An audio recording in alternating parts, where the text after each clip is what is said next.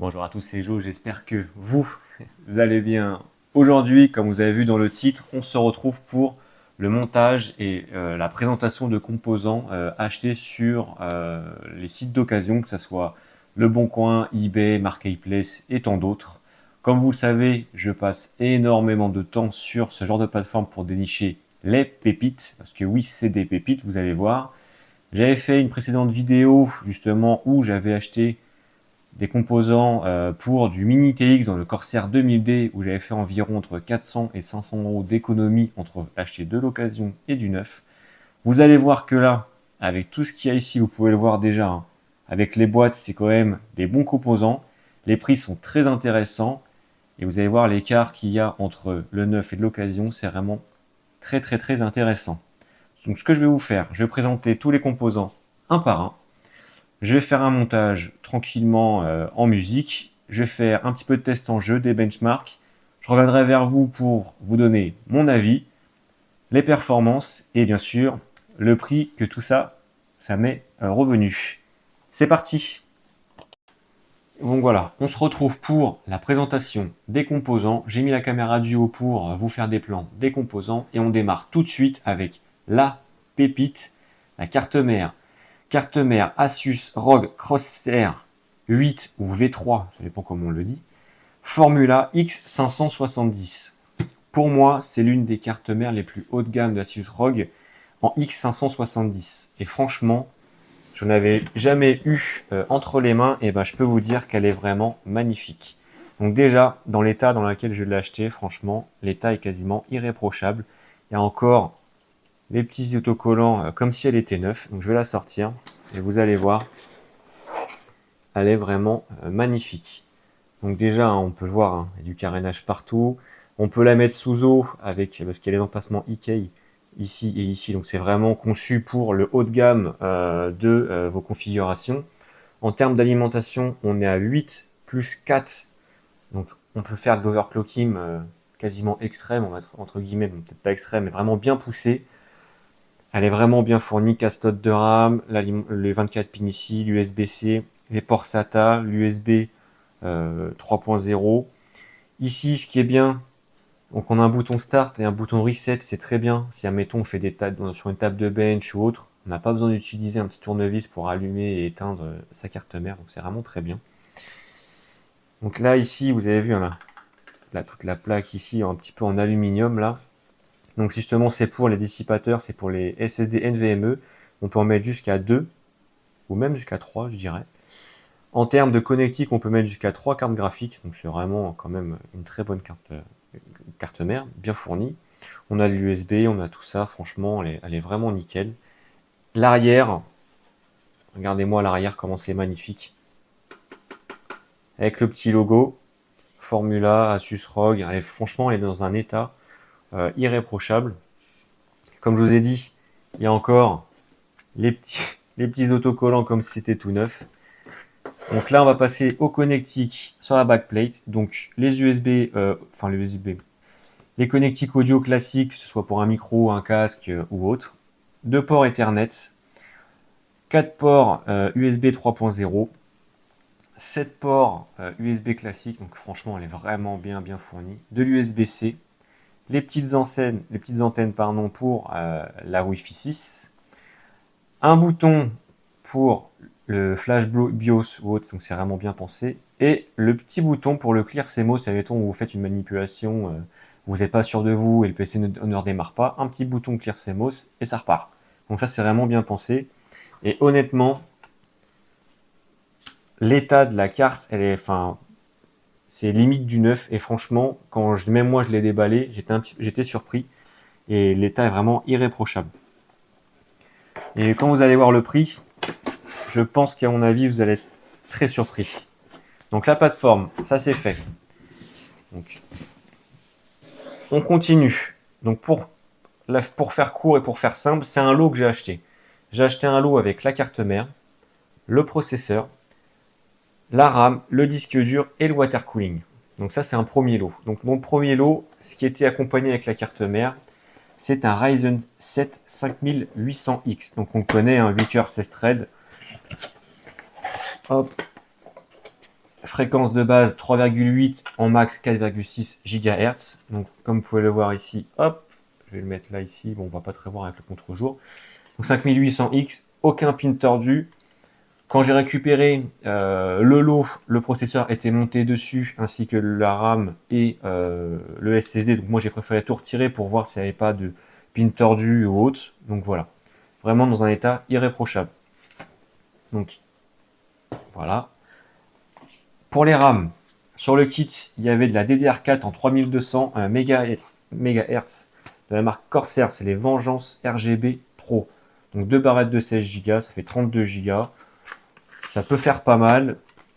Je les connais bien. Si c'est géré par le logiciel iQ et qu'on a d'autres périphériques Corsair, comme là par exemple, on va mettre le water cooling, on pourra tout synchroniser, donc ça pourrait être pas mal. Donc voilà, dans le lot, il y avait 32 Go. Ensuite, sur la partie stockage, dans le lot, il y avait un Samsung 880 Pro en PCI 4.0 d'1 Tera. Donc c'est un très bon SSD. Et franchement, je pense que ça peut, voilà, je pense que ça peut être vraiment pas mal d'avoir les jeux dessus et tout ça parce que les vitesses d'écriture sont très bonnes. On peut aller jusqu'à 7000 mégabits par seconde. Donc démarrage Windows, de l'applicatif et même si on fait une petite partition pour les jeux hautes, il n'y aura vraiment pas de soucis, ça va être vraiment pas mal. Et du coup, dans le pack, il y avait le water cooling. Donc le water cooling, c'est donc de la marque Corsair, donc c'est le H100i RGB Platinum. Donc petite pompe avec du RGB, deux ventilos RGB, c'est vraiment pas mal. Bon là j'étais un petit peu surpris parce que voilà, quand j'ai ouvert la boîte, tout était en vrac. Donc ça va être la surprise de savoir si ça fonctionne ou pas. Mais quand j'ai vu le prix du lot, je pense qu'à mon avis, on peut faire une concession sur water cooling. On peut en racheter un neuf ou un ventirad, il n'y a pas de problème. En plus, dans ce que le propriétaire de ce lot-là m'a laissé, il m'a laissé un boîtier Commander. Donc c'est toujours bon à prendre. Donc voilà, maintenant il n'y a plus qu'à voir si tout ça fonctionne. Donc je vais le tester, on verra bien. Mais voilà, pour ce lot-là, honnêtement, quand je vois l'état de la carte mère, des composants en lui-même, bon, sauf le water cooling, parce que je pense que voilà, c'est ce qui prend un peu plus la poussière et quand il l'a démonté, il n'a peut-être pas forcément fait très attention. Mais quand je vois tout l'état de ça, pour le prix que j'ai payé, vous allez voir, vous allez être agréablement surpris. On continue avec encore une pépite. Une pépite de chez Zotac. Donc c'est la GeForce RTX 4070, 12 Go. J'en avais pas. Quand j'ai vu l'annonce sur Marketplace, du coup, donc c'est pas sur Le Bon Coin, mais sur Marketplace, j'ai pas hésité une seconde. Parce que voilà, j'avais envie d'essayer une 4070. Et ben, honnêtement, quand je suis allé la chercher et que j'ai vu ce petit look assez sympa avec, regardez-moi ça, les petits bords arrondis comme ça. Donc il y en a certains qui vont pas aimer hein, le petit look comme ça. Mais moi j'adore, je trouve que c'est très, très compact, très minimaliste. Hein, voilà, regardez-moi ça. Hein. Hop, petite backplate un petit peu en arrondi comme ça. Je trouve ça super, super joli. Je trouve ça plutôt sympa. Elle est dans un état, pour moi, je trouve irréprochable. Pareil. Bon, je l'ai testé quand même, parce que voilà, c'est un certain coût. Mais vous allez voir, le coût de l'occasion et le coût du neuf, c'est encore une très belle pépite. Donc je l'ai testé, elle fonctionne sans souci. En termes de connectique, ici, on est sur un port HDMI, 3 ports DisplayPort. Donc on peut connecter jusqu'à 4 écrans. Et vous allez voir, en jeu, elle se débrouille vraiment pas mal. Et je pense que couplé à un Ryzen 7 5800X, dans les jeux du moment, je pense que ça va vraiment envoyer.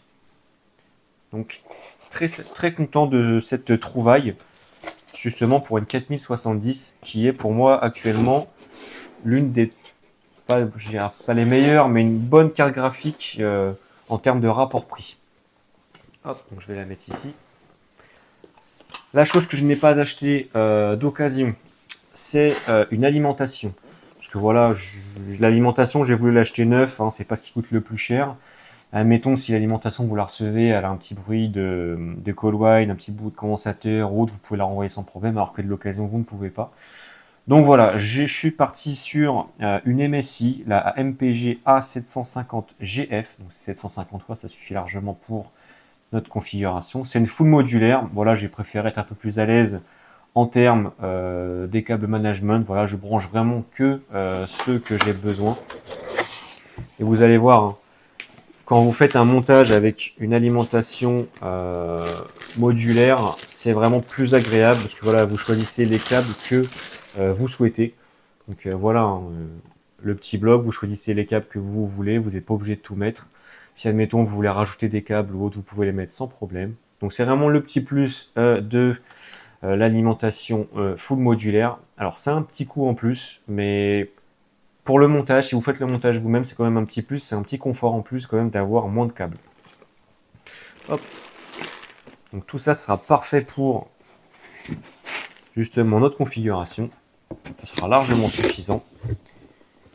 Et pour le boîtier, donc pour le boîtier, ça va être le boîtier Corsair 4000D noir que j'ai déjà présenté quand j'ai fait justement mon unboxing avec le Corsair 3000D et j'ai fait mon comparatif. Trouver un boîtier dans le secteur, c'était un peu compliqué. Et puis voilà, le 4000D, je l'avais. On a un water cooling Corsair et des barrettes de RAM Corsair. Je me suis dit pourquoi pas faire un build complètement Corsair, même si on pourrait rajouter encore un peu plus d'accessoires. Donc voilà. Je vais faire le montage tranquillement, je vais tout tester, je vais faire un peu de bench et je reviens vers vous rapidement. C'est parti.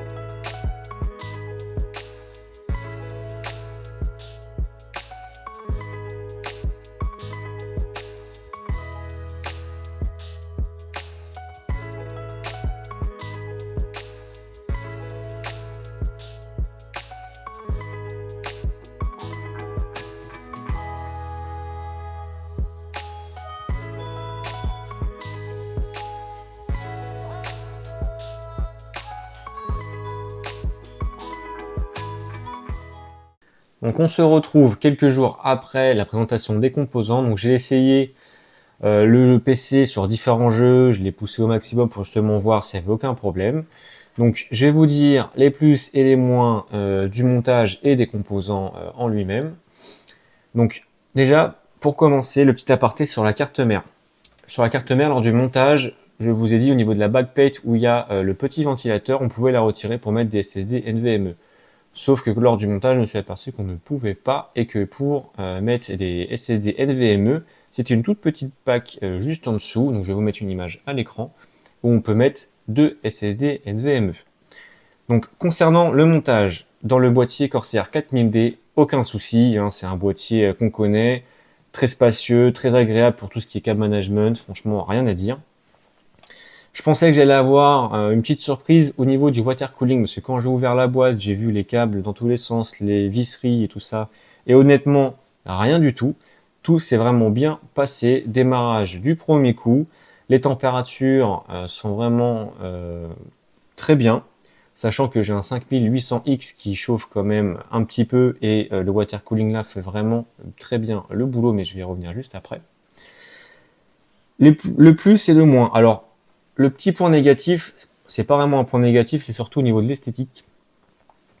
Au niveau esthétique, vous allez voir au niveau de la pompe, je vais faire un petit point dessus. Au niveau de la pompe, il y a un petit connecteur USB sur le côté, je trouve ça pas du tout joli. J'aurais préféré avoir le câble justement juste au-dessus. Mais bon, c'est comme ça. C'était les anciens modèles, maintenant ils sont améliorés. Juste ce petit défaut-là. Autre petit point peut-être à améliorer, c'est au niveau de la ventilation. Donc j'ai pas rajouté de ventilateur, j'ai juste mon ventilateur devant ici et à l'arrière plus ceux du water cooling. Pour améliorer l'airflow, il est possible de rajouter d'autres ventilateurs, donc deux ici, pourquoi pas. Si vous voulez tout synchroniser avec du RGB et le logiciel iQ de chez Corsair, parce que c'est là où j'ai synchronisé la RAM et le water cooling, il est possible de rajouter d'autres packs de Corsair, parce que là on a des ML120 Pro, Ça ne se fait plus parce que voilà, c'est un peu vieux. Maintenant, il y a des nouveaux modèles. Moi, quand j'ai pris le water cooling, j'avais un Commander ici. Donc, c'est le petit hub de chez Corsair justement pour brancher d'autres ventilateurs et que tout soit synchronisé avec le logiciel iCue. Donc, pourquoi pas rajouter d'autres ventilateurs pour avoir un meilleur airflow, c'est possible. Quand on l'allume, du coup, tout est synchronisé, comme je vous ai dit, avec le logiciel iCue. Le petit logo de la carte graphique, bon ça, du coup, on n'y touche pas, mais bon, voilà, ça fait son petit plus. Donc, vous voyez, hein, la carte graphique est vraiment toute petite dans ce boîtier, mais je peux vous assurer que les performances sont vraiment au rendez-vous. Donc, il est possible de rajouter une carte graphique encore plus longue, ça, il n'y a vraiment pas de problème dans ce boîtier. Donc, la RAM, aucun souci au niveau de la LED. La pompe, c'est pareil. Donc, au niveau de la pompe, vous voyez, c'est synchronisé avec les deux ventilateurs juste au-dessus. Donc, si vous rajoutez d'autres ventilateurs, tout pourra être synchronisé avec le logiciel iCue. Il n'y a vraiment pas de souci. Le petit plus de cette configuration, c'est juste ici, le petit écran LCD de la carte mère. Franchement, c'est un petit gadget qui fait son petit plus. Moi, je suis fan, j'adore. J'ai mis dessus la température du processeur et de la carte graphique et aussi la fréquence du processeur. Ça fait un petit écran de monitoring, du coup, c'est vraiment pas mal. C'est un petit gadget en plus, je vous l'accorde, mais moi, je trouve ça vraiment plutôt sympa. En termes de refroidissement au niveau du water cooling, donc j'ai fait un Cinebench R23. Le processeur ne dépasse pas les 80 degrés, donc c'est vraiment pas mal. À pleine charge, franchement, le water cooling fait vraiment le boulot. Pas de sifflement, pas de bruit de bulle ou autre. Je m'attendais un petit peu à des petits défauts et franchement, rien du tout. Donc c'est vraiment pas mal. Que ce soit en jeu ou en repos, les températures sont vraiment agréables. En jeu, la carte graphique monte à 70-75 degrés selon les jeux et les réglages. Et le processeur entre 40 et 60 degrés, pareil, en fonction des jeux à laquelle on joue et des réglages. Donc là, je vais vous montrer des petits passages de jeux, de tests. Donc j'ai essayé Fortnite, j'ai essayé Call of Duty, Warzone et j'ai essayé Counter-Strike Global Offensive 2. Donc tout ça en 1080p et en 1440p. Donc vous allez voir les réglages qui vont apparaître. Pour Fortnite, les réglages sont Enfin, j'ai encore un peu de mal avec Fortnite et les réglages parce qu'il y a vraiment un peu de tout. Donc n'hésitez pas à me dire dans les commentaires quels sont vos réglages ou quels sont les réglages les plus adaptés pour jouer, pas en compétitif, mais dans de bonnes conditions s'il faut retirer la qualité ou autre. Donc n'hésitez pas à me dire ça. Donc on va passer tout de suite aux performances.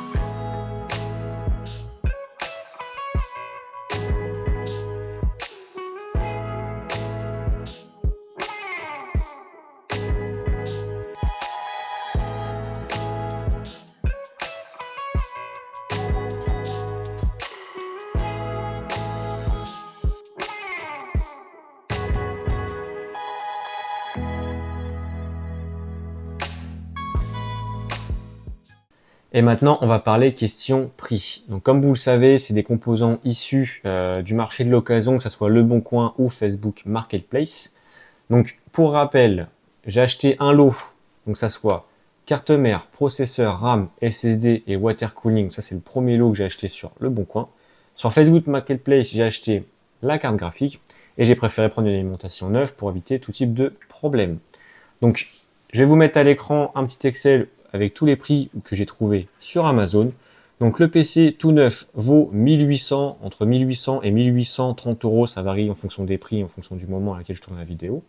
Donc, on est entre 1800 et 1850 euros à peu près, ou 1830 euros pour ce genre de PC. Pour jouer dans de très bonnes conditions en 1080p, voire 1440p, vous avez vu au niveau des tests, il n'y a vraiment aucun souci. La configuration est taillée pour, même si la carte graphique est toute petite. Maintenant, moi, combien je l'ai eu? Donc, la carte graphique, je l'ai eu à 425 euros. En neuf, elle est à peu près à 620 euros. Donc, c'est vraiment une très bonne affaire, sachant qu'elle a été très peu utilisée. Et en plus, j'ai la facture et tout ce qui va avec. La pépite de la pépite. Le pack que j'ai eu sur Leboncoin, cette personne vendait ce pack 450 euros. Donc 450 euros, sachant que la carte mère vaut à elle seule 411 euros.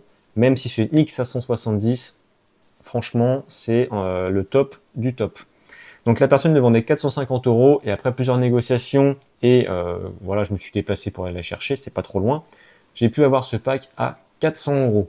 Donc 400 euros plus 425 euros la carte graphique, on est déjà sur une base de 825 euros pour des composants de bonne qualité. Et vous avez vu l'état, hein, l'état était quasiment irréprochable, que ce soit la carte mère, franchement, rien à dire.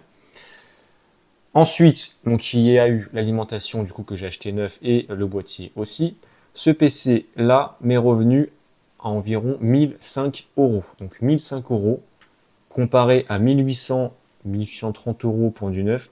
Il y a quand même une économie d'environ 800 euros pour ce type de matériel là qui fonctionne. Rien à dire, aucun souci. Une carte graphique qui est encore garantie et j'ai la facture. La carte mère, bon, elle n'est plus forcément garantie, mais bon, dans vu l'état où je l'ai eu, honnêtement, rien à dire. Donc voilà, vous pouvez l'améliorer si vous voulez avec des ventilateurs ou autre, il n'y a vraiment pas de souci. Mais pour 1000 euros, avoir ce genre de configuration-là, c'est vraiment très appréciable. Donc c'est pour ça, il ne faut vraiment pas hésiter à regarder le marché de l'occasion. Des fois, on peut trouver des bonnes affaires ou des pépites, comme je les appelle, comme celui-ci, comme les deals que j'ai réussi à trouver, parce que voilà, pour moi, c'est des pépites au prix où j'ai réussi à trouver cela. Et là, on peut partir sur une base tranquille pour plusieurs années pour jouer dans de bonnes conditions. Donc voilà, j'espère que cette vidéo vous aidera à franchir le pas du marché de l'occasion. Moi, je l'ai franchi depuis pas mal d'années et honnêtement, j'en suis très satisfait. Donc voilà, n'hésitez pas à me dire dans les commentaires si ça vous a plu, si ça vous a aidé. Et moi, je vous dis ciao, bye.